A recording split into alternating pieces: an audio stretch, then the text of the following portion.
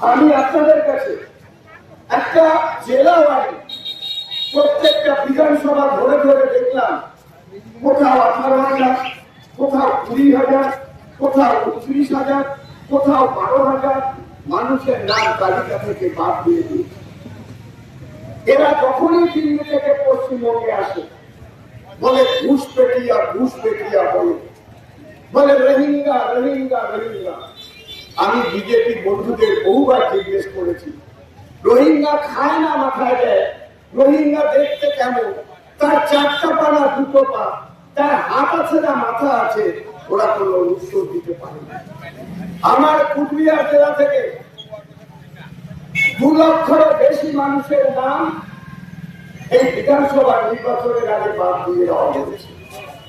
এই 2 লক্ষের বেশি মানুষ তাদের ভোটাধিকার হারিয়েছে। কেন হারিয়েছে? কি দোষ তাদের? কি অপরাধ ছিল? তারা কজন রোহিঙ্গা? আমাদের বিজেপি বন্ধুরা একটা উত্তর দিতে পারছে না। এই যে 2 লক্ষ মানুষের নাম বাদ দিলেন, একটা রোহিঙ্গার নাম বলুন, একটা বিধানসভায় একটা রোহিঙ্গার নাম দেখান, দেখবেন বিজেপি বন্ধুরা মুখ নিচু করে চলে যাচ্ছে।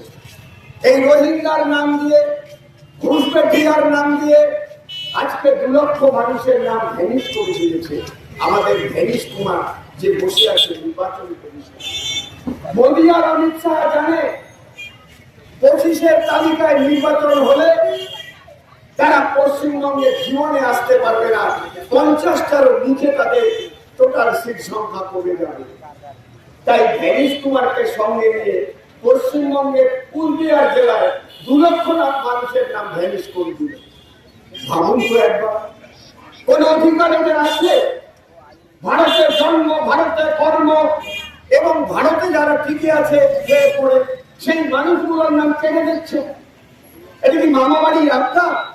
এটা কি পারে? ভারতের সংবিধানে কি এরকম লেখা আছে যে মানুষের নাম বাঁচিয়ে দাও, মানুষের নাম কেটে দাও?